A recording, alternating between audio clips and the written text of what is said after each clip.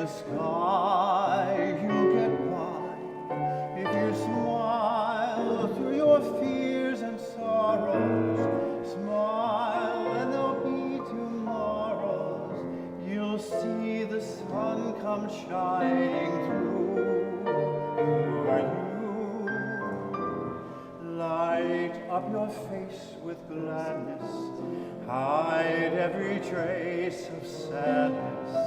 Although a tear may be ever so near, that's the time you must keep on trying. Smile, what's the use of crying? You'll find that life is still worthwhile if you'll just smile.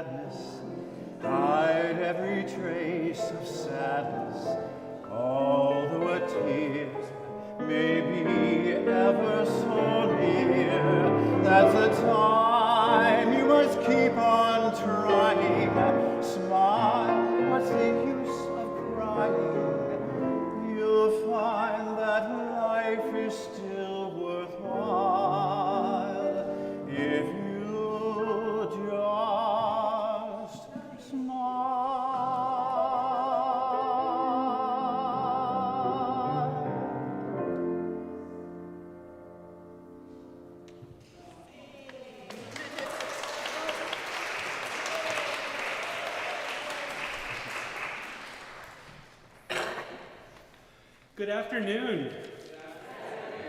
I'm Reverend Jude Geiger, the Minister for Community Engagement here at Community Church, and I welcome you on behalf of our ministry team, our staff, and all our lay leaders. It is good to be together, both in person and online. Community Church is a multiracial, multicultural, multi-generational congregation with a vision and commitment to build a world grounded in equity and inclusion. In addition to our excellent music and dance ministries, I'm joined today by Reverend Peggy Clarke, our senior minister. Community Church is in transition. We have sold our church building and are in the process of finding another in this neighborhood. We are guests here, for which we are grateful, even if this beautiful space isn't always quite perfectly reflective of our theologies. And children are always welcome during worship. Feel free to move about around the space. The sound of babies crying or people fidgeting is a beautiful part of being in community. Children are also welcome to join programming happening in our loft through our doorway over here and up the steps. Children are always welcome during worship. And today's service is called Power Sunday. Power Sunday, sponsored by UUs for Social Justice and celebrated in UU churches around the country. We are also welcoming new members today. Please rise in body or in spirit and join us in our opening hymn, Now Let Us Sing, number 368 in the Gray Hymnal.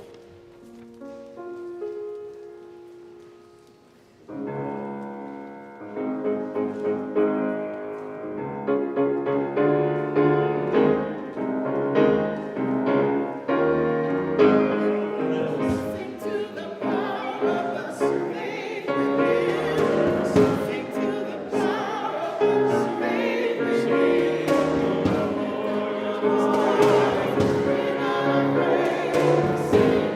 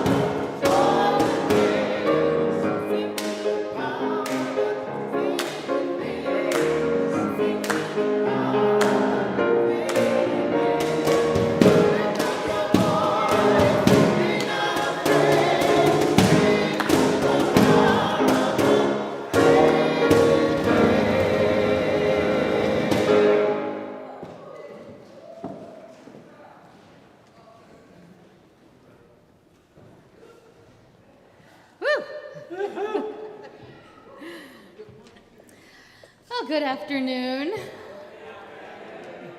we try that one more time? Good afternoon. We're going to start with our call to worship. Come into this church. Too tall, too wide, too hard, too cold, too hot. Into this church, this space, these uncomfortable pews, into this, no, this space isn't for me, I can't really hear her, everyone is too close and too far, where sound dissolves into echoes and even beauty can fall flat.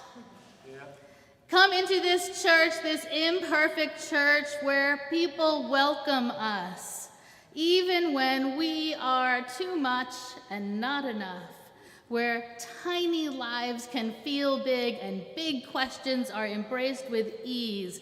Come into this church and let the walls of this community bring you closer to a life of acceptance, closer to a life of joyful imperfection, closer to a life of expected grace.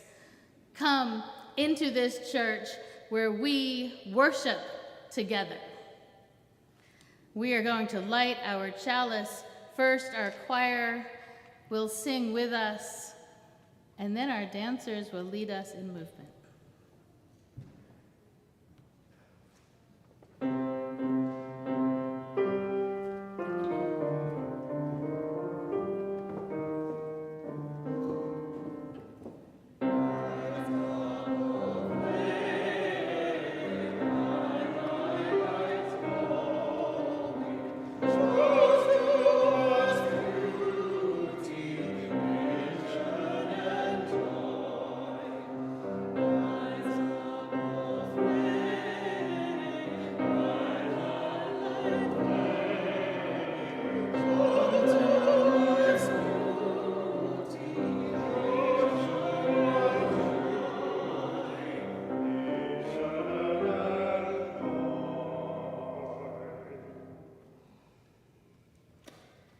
Please join with me with the chalice lighting found in your program.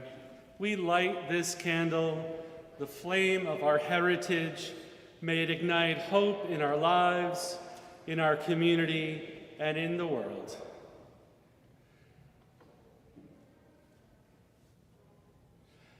Join with me now in our unison affirmation.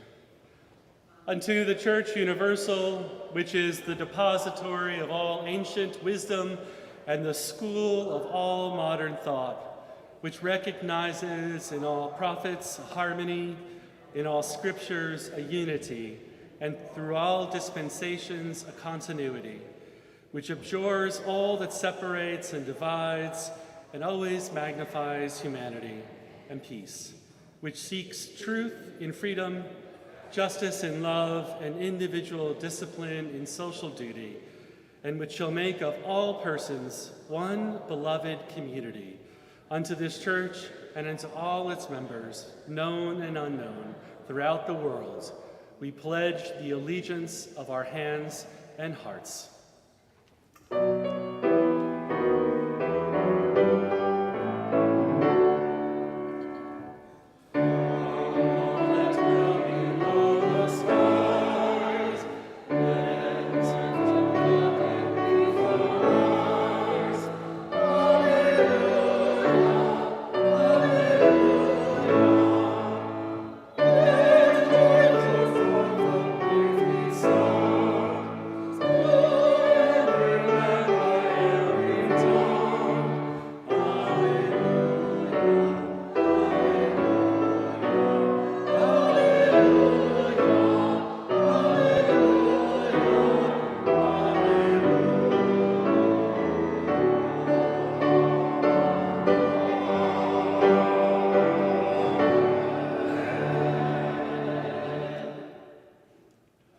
Join with me now in our land acknowledgement.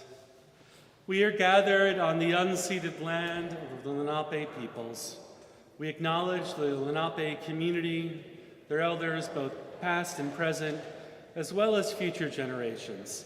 This acknowledgement demonstrates a commitment to dismantling the ongoing legacies of settler colonialism. It is now at our time of service where I invite you all to make a joyful noise and greet one another with consciousness around COVID safety.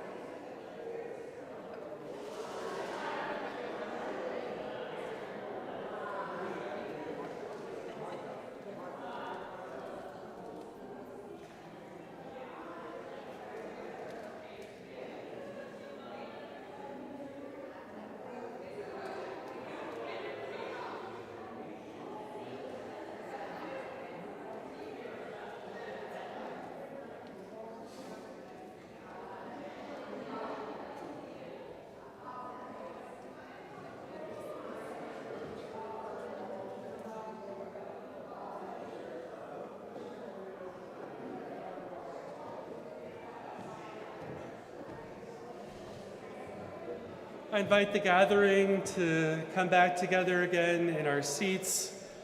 In a moment, our dancers will bring us into a time of silence with the chime, knowing that with all the wiggles and coughs of the world, it's not about the perfection of silence, but the intention of silence. Join with us now.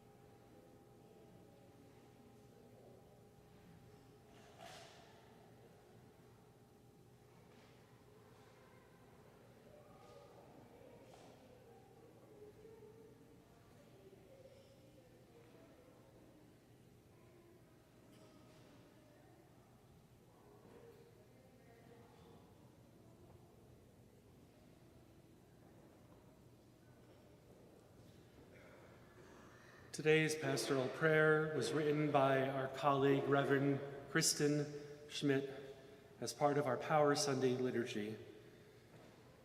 She is a senior minister serving one of our congregations in Maryland.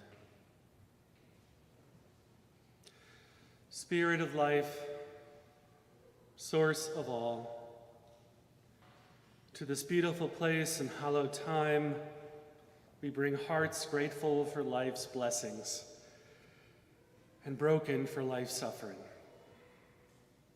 We give thanks for this new day, for love and beauty, comfort and kinship, for the mysterious way the new springs out of the old, the possible out of the seemingly impossible.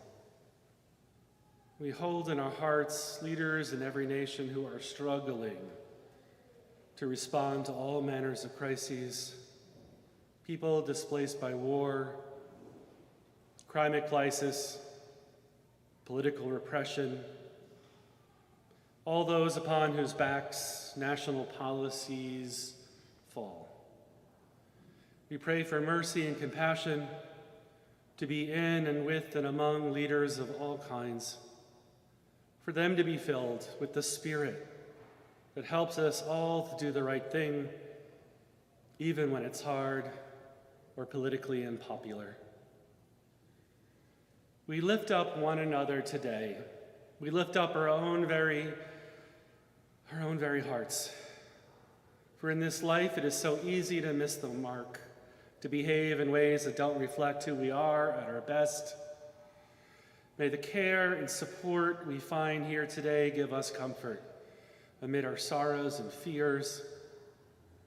Enable us to let go of our egos and say sorry, make amends and forgive when the time is right. May this faith and congregation, imperfect as they may be, help us know that we are loved just as we are, but too much to let us stay that way. And when it seems like nothing will ever get better, or the world is about to end, may the power that makes all things new remind us how often that feeling signals that something new is just beginning. Amen, and blessed be. And I invite you to join our musical meditation filled with loving kindness, number 1031, in our 2 hymnal.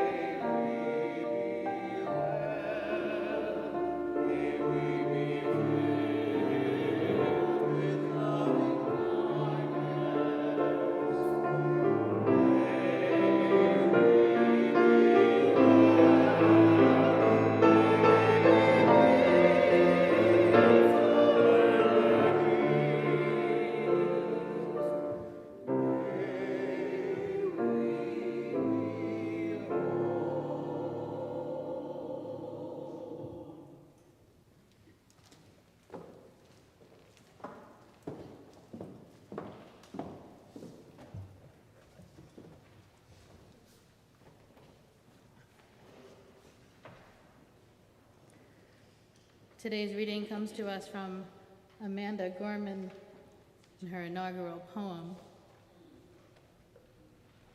And we are going to let Amanda speak in her own words.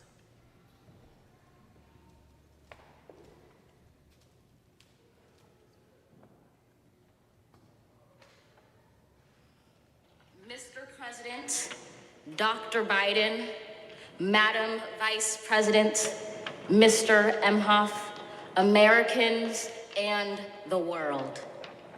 When day comes, we ask ourselves, where can we find light in this never-ending shade?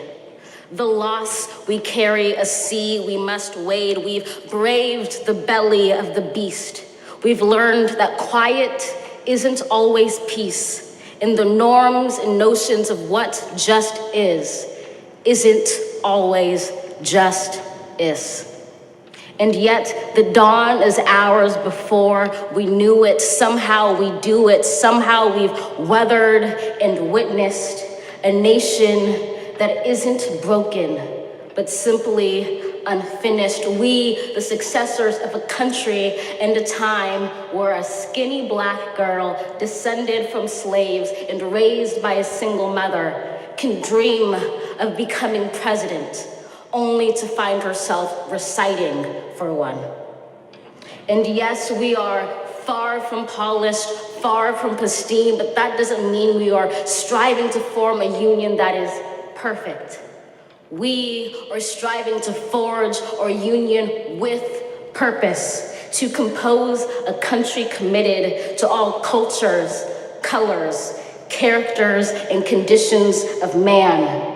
And so we lift our gazes not to what stands between us, but what stands before us. We close the divide because we know to put our future first, we must first put our differences aside. We lay down our arms so we can reach out our arms to one another. We seek harm to none and harmony for all. Let the globe, if nothing else, say this is true. That even as we grieved, we grew. That even as we hurt, we hoped. That even as we tired, we tried. That we'll forever be tied together, victorious. Not because we will never again know defeat, but because we will never again sow division. Scripture tells us to envision that everyone shall sit under their own vine and fig tree, and no one shall make them afraid. If we're to live up to our own time, then victory won't lie in the blade, but in all the bridges we've made. That is the promised glade, the hill we climb, if only we dare it. Because being American is more than a pride we inherit. It's the past we step into and how we repair it. We've seen a force that would shatter our nation rather than share it, would destroy our country if it meant delaying democracy. And this effort very nearly succeeded. But while democracy can be periodically delayed, it can never be permanently defeated.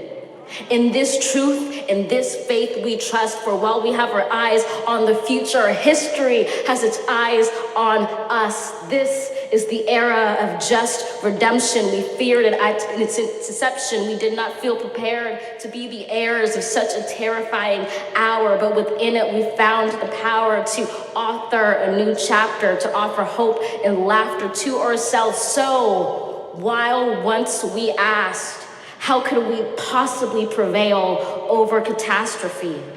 Now we assert, how could catastrophe possibly prevail over us? We will not march back to what was, but move to what shall be, a country that is bruised but whole, benevolent but bold, fierce and free. We will not be turned around or interrupted by intimidation, because we know our inaction and inertia will be the inheritance of the next generation. Our blunders become their burdens, but one thing is certain. If we merge mercy with might and might with right, then love becomes our legacy and change our children's birthright. So let us leave behind a country better than the one we were left. With every breath from my bronze-pounded chest, we will raise this wounded world into a wondrous one. We will rise from the gold-limbed hills of the west. We will rise from the wind-swept northeast, where our forefathers first realized revolution. We will rise from the lake-rimmed cities of the Midwestern states. We will rise from the sun-baked south. We will rebuild, reconcile, and recover in every known nook of our nation, in every corner called our country. Our people, diverse and beautiful, will emerge battered and beautiful. When day comes, we step out of the shade of flame and unafraid. The new dawn blooms as we free it. For there is always light, if only we're brave enough to see it, if only we're brave enough to be it.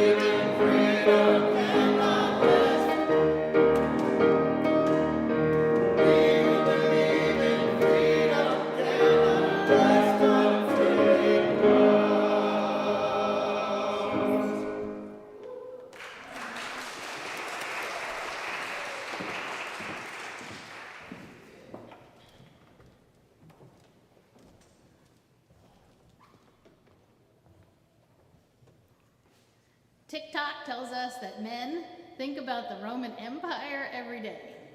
I mean, who are you going to believe if not TikTok? I do not think about the Roman Empire really very much at all, but I do think about the American Empire. It really does have my attention.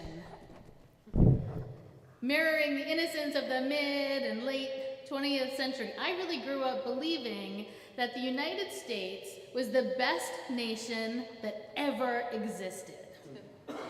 And that opinion came to me from my white immigrant family, grateful for opportunity and the freedom of economic prosperity, which I have to say is a little funny because they were so poor, and yet they just loved this country. The reality, though, is that over time, our democracy has begun to fade. And whether or not children are told this is the best nation in the history of nations doesn't alter our downward trajectory. So as much as we'd like to say that we've been a democracy since 1776, or maybe from the ratification of the Constitution in 1788, we've really mostly been a democracy in process until the realization of our potential with the passing of the Voting Rights Act in 1965. With the codification of inclusion at the ballot booth, the United States of America became worthy of the admiration of democracies, both realized and struggling around the world.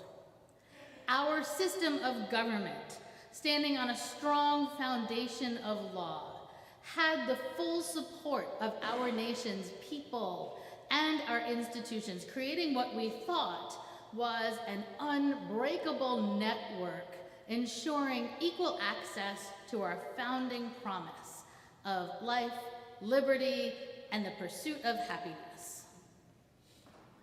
But as we approach the 60th anniversary of that peak moment, most Americans are aware that our democracy is on a downward slide. There are many key markers that support this suspicion, including our decline on the Polity Index that moved us below the threshold of full democracy in recent history. President Joe Biden warned us just a few weeks ago that democracy is at risk, that the threat to our institutions and our Constitution is serious, noting extremism and increasingly disturbing threats of violence on our leaders. And of course, we don't really need scholars or our president telling us what we can see and hear for ourselves, right? The words chaos and dysfunction and infighting have become common in our national headlines. And our government just seems to grind to a halt over and over again. Strong, healthy democracies require what we call civil society. Civil society consists of all the voluntary organizations where people gather autonomous from the state. These groups might have some state support, function, interaction, but they are independent of state controls. They have their own agenda and goals. They are concerned with public ends, but they aren't seeking state power. They exist for many reasons, but one is to influence law, culture, and the ways we live together. They are part of the larger piece of community living, valuing pluralism, inclusion, and a wide range of life experience and thought.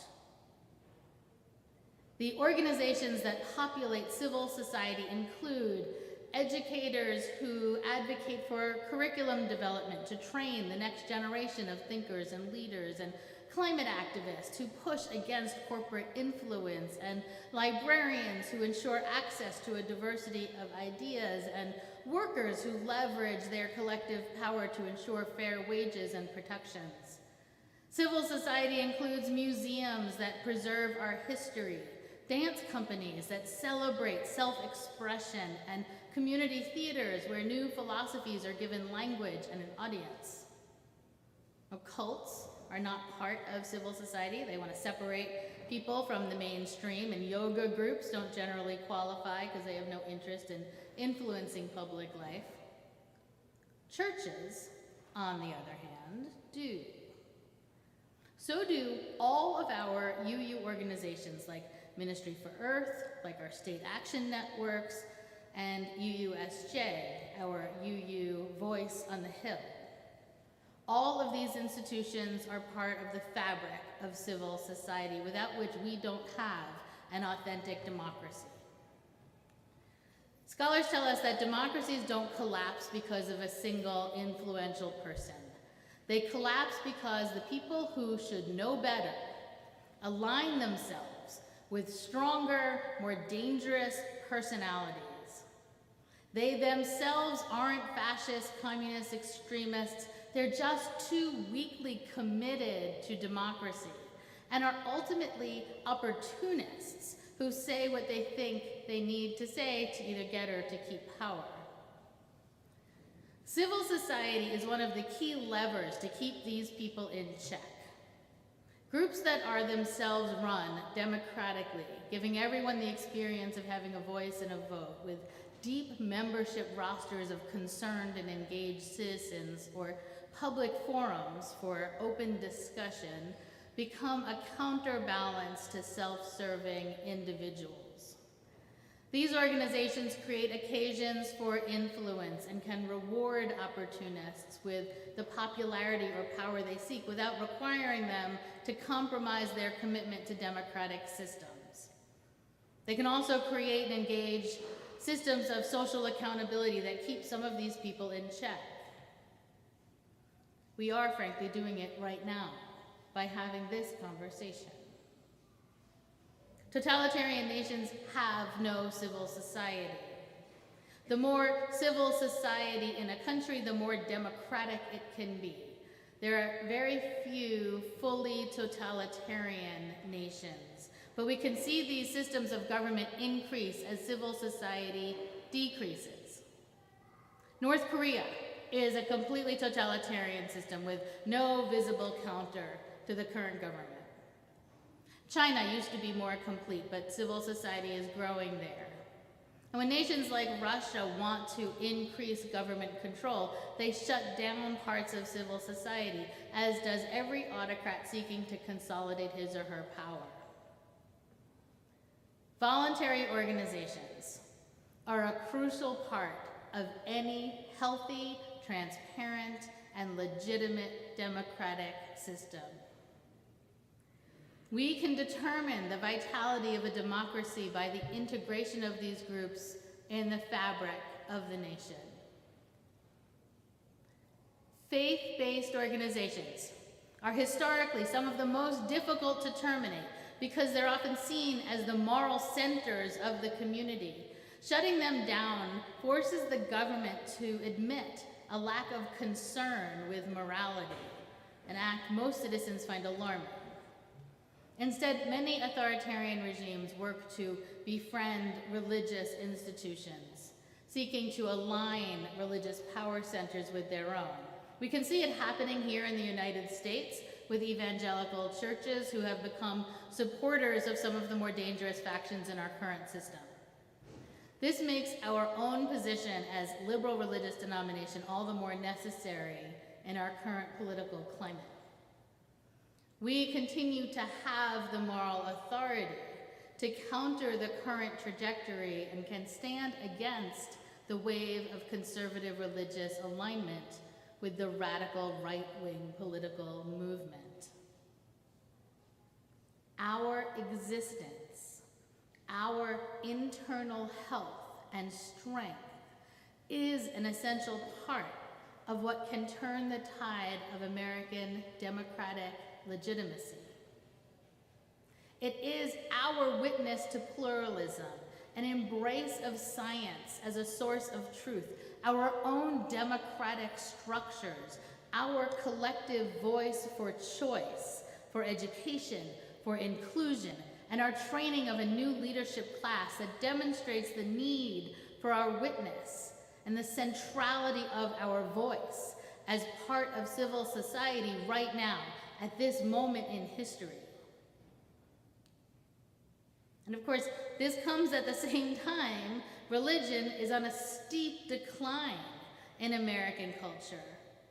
Across the country, Unitarian Universalist churches have seen a dramatic reduction in membership. We lost 18,000 children from our RE programs in the last 10 years. 18,000 children. We've lost 100,000 members in the last 50 years. In 2020, the average size of a UU congregation was half the size as 20 years earlier. So from 2000 to 2020, our congregations cut in half.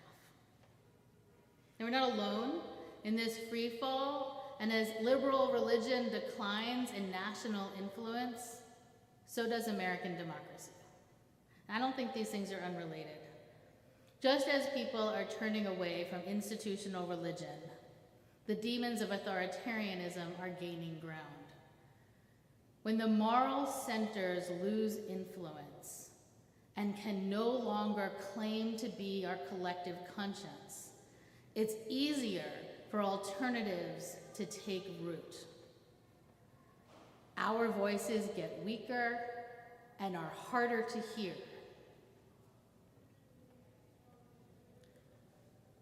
But let's not pretend we are inaudible. There are close to 200,000 people in UU churches. We have not given up our space at the table, nor our moral authority, even if the tide of totalitarianism hopes to wash over us.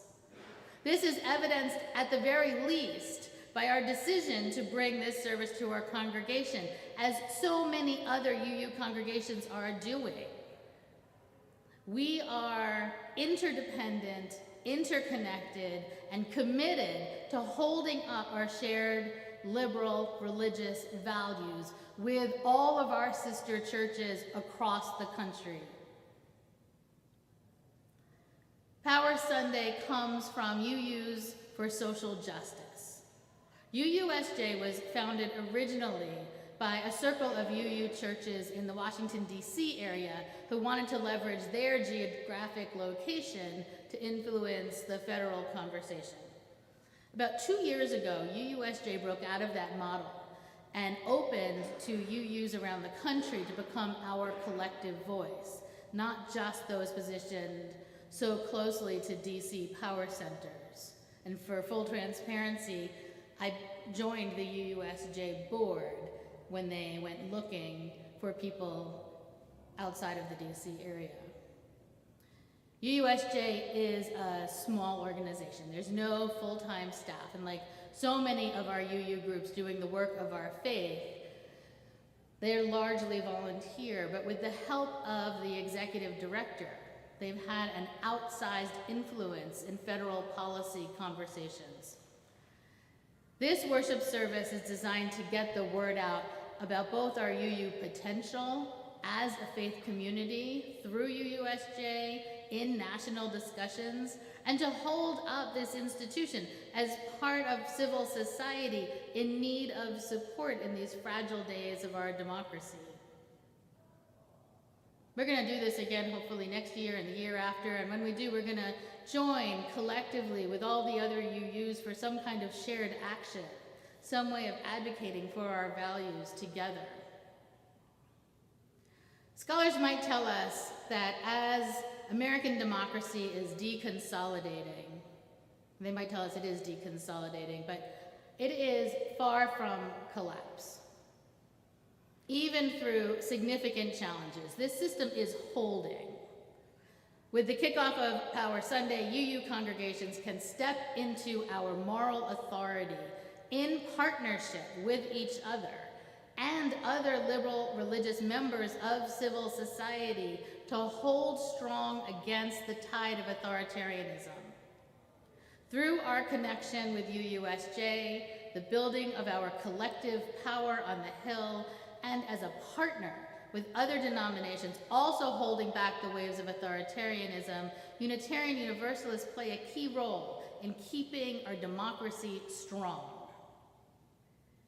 Today in churches around the country, we are raising our shared consciousness, holding up our critical place in the democratic fabric of our nation, tuning our collective voice, and reminding Unitarian Universalists that we are necessary, that we are not alone, and that in this fragile moment of American history, we are powerful.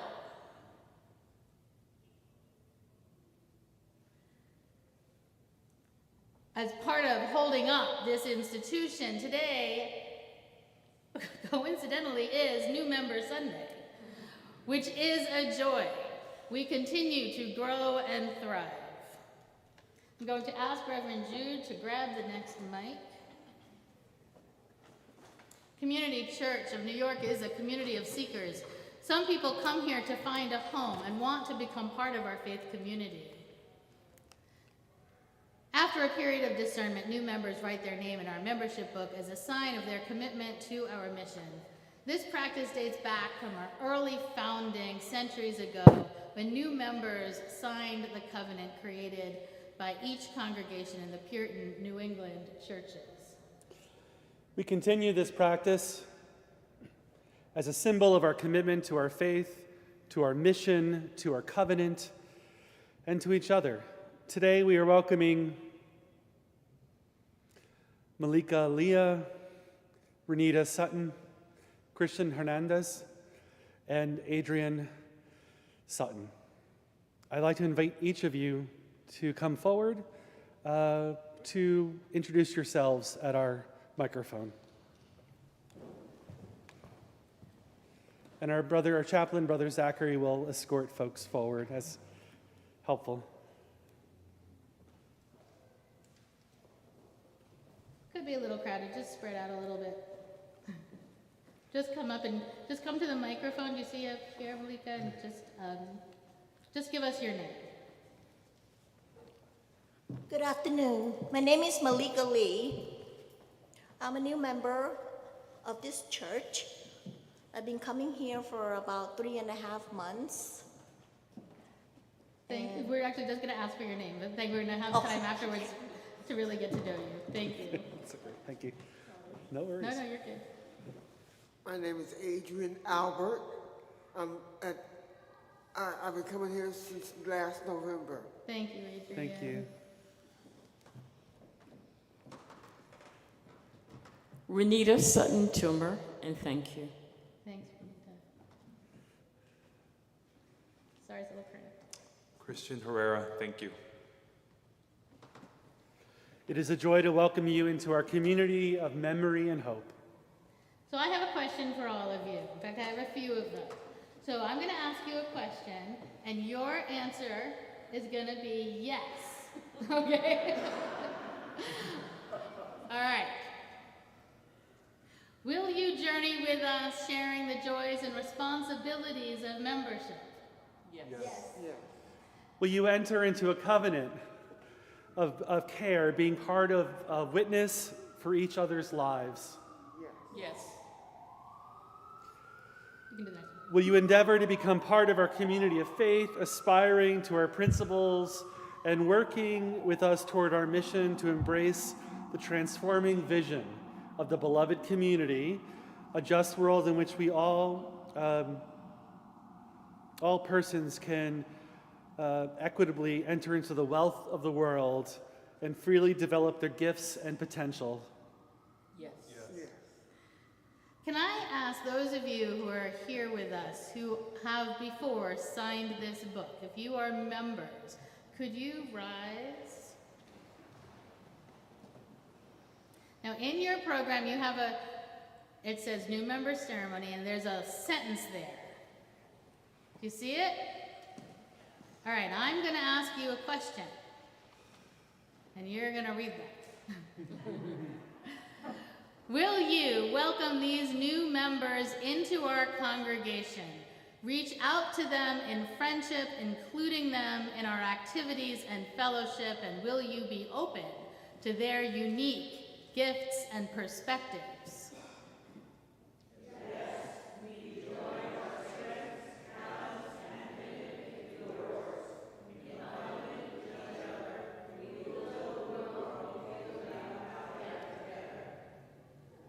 Excellent. You can sit back.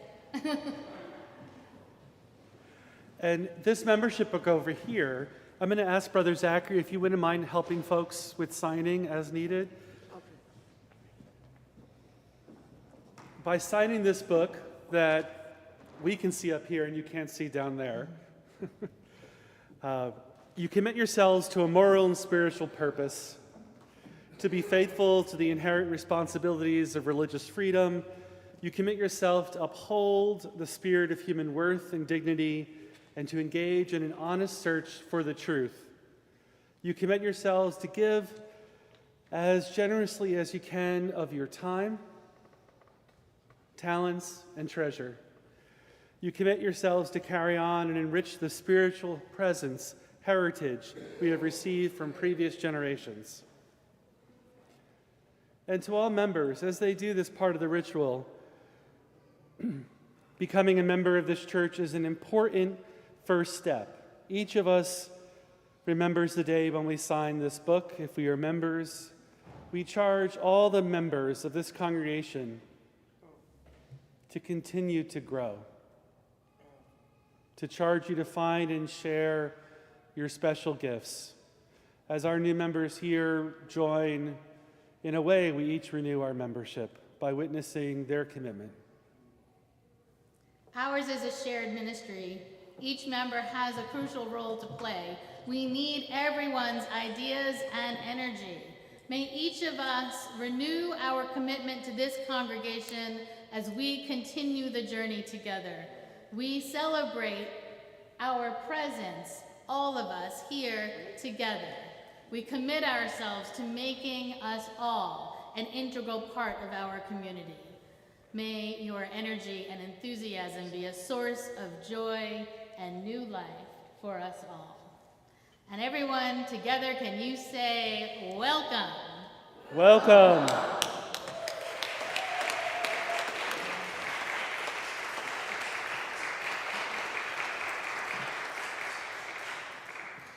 We are going to sing together Fire of Commitment. It's number 1028 in your teal hymnal. And when you're done signing, just go back.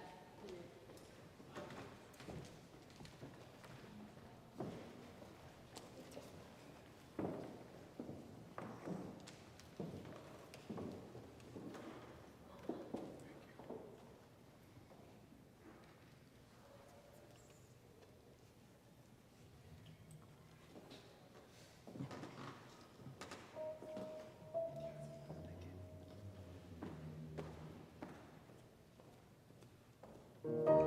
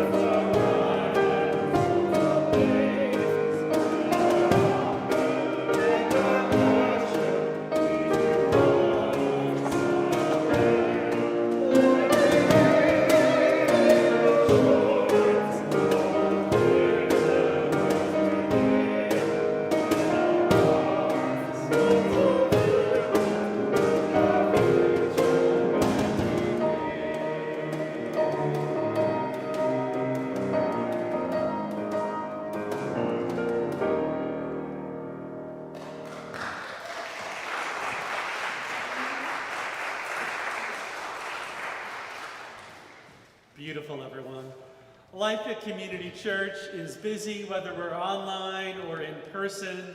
It is our hope that wherever you are, and whatever way you are comfortable engaging in the mission and ministry of this church, we have provided opportunities for you.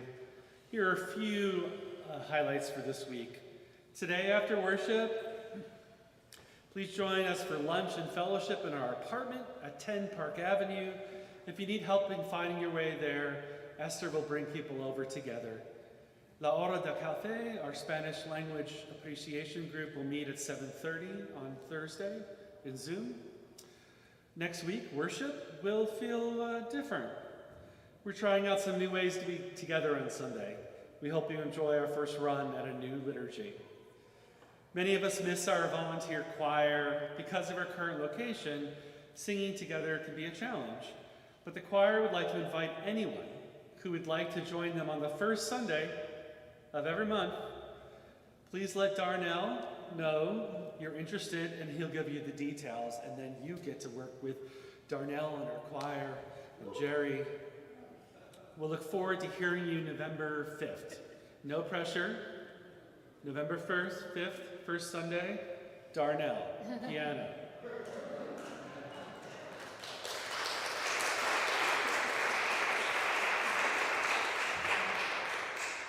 Our ushers are going to pass a plate for our collection. The money we collect on Sundays goes to support our music and dance programs and many other ministries of this church.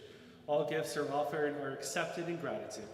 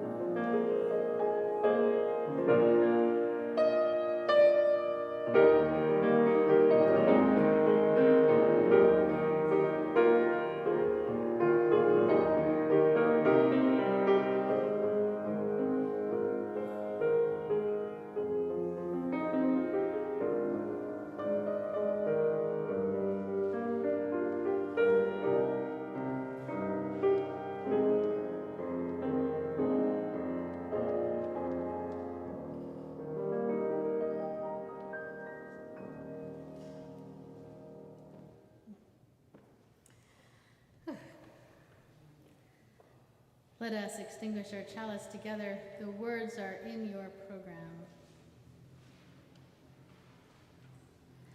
Knowing how quickly the flame of truth may be extinguished, how easily the chalice of fellowship broken, let us be vigilant in faith, keep peace in our hearts, and make care for one another the watchword of our lives together.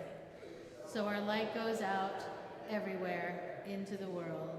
Our light goes out everywhere, healing and hope are needed. Let us go in peace to love and serve the world and one another. Good to be with you. And also...